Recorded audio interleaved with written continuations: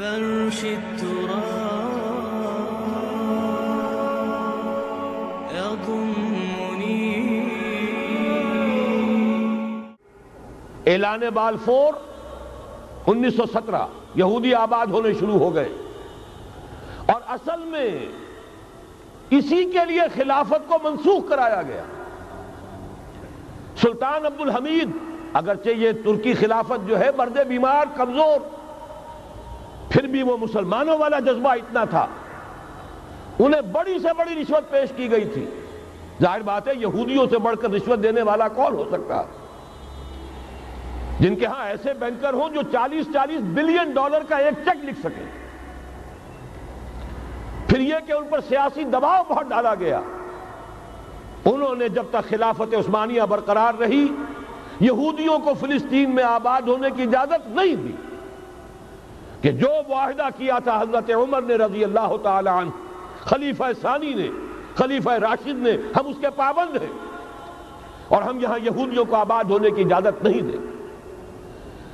لہذا انہوں نے اس خلافت ہی کا بستر طے کرایا، اس لیے کہ نہ رہے بانس نہ بجے بانسری، نہ مسلمانوں کی وحدت ملی کی کوئی علامت دنیا میں باقی رہے، اور نہ مسلمان کسی مسئلے پر جمع ہو کر کوئی موقف اختیار کر سکے.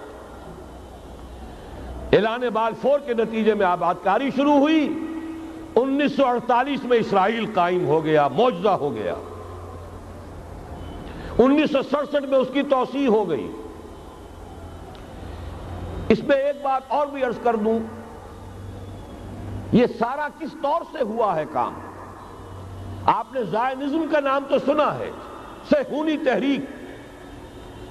خود اس کا جو بابا آدم تھا، آرڈر آف الومیناٹی، 1776 یکم مئی یہ نظام قائم کیا وائساپ نے، اور اس نظام کے تحت فری میسنری اور lodges of the great Orient قائم کیے گئے.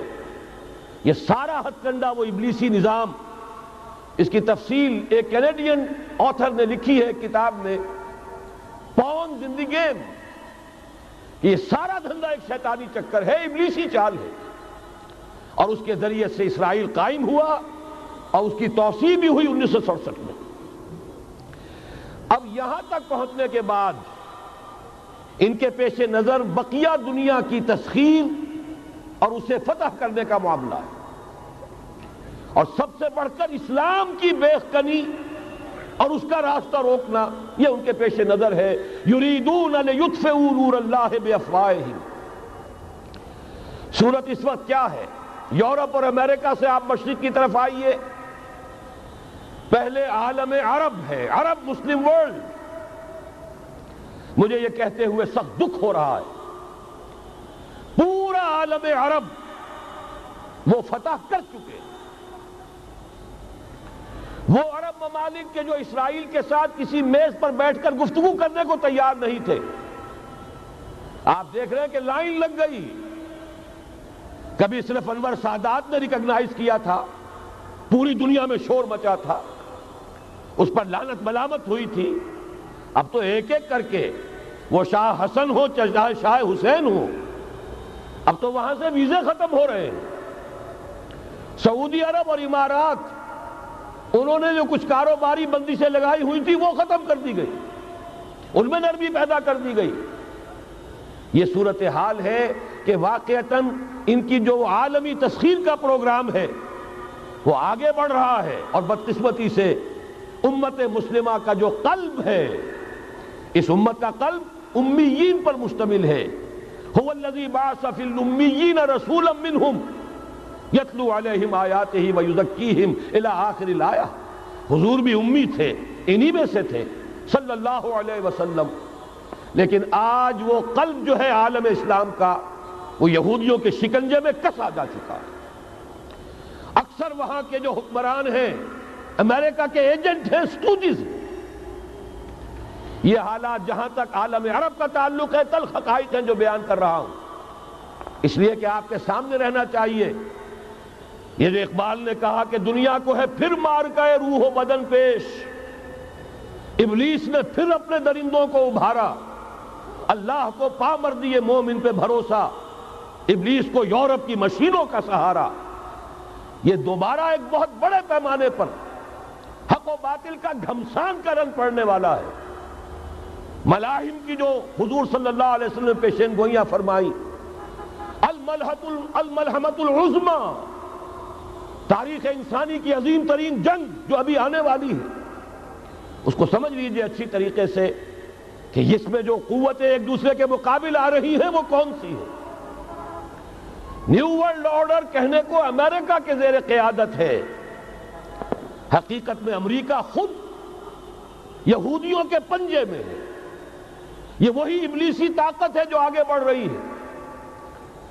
عالم عرب کو فتح کرنے کے بعد اب ان کے پاس اگلا عالم اسلام کا حصہ ہے، غیر عرب مسلم ورلڈ۔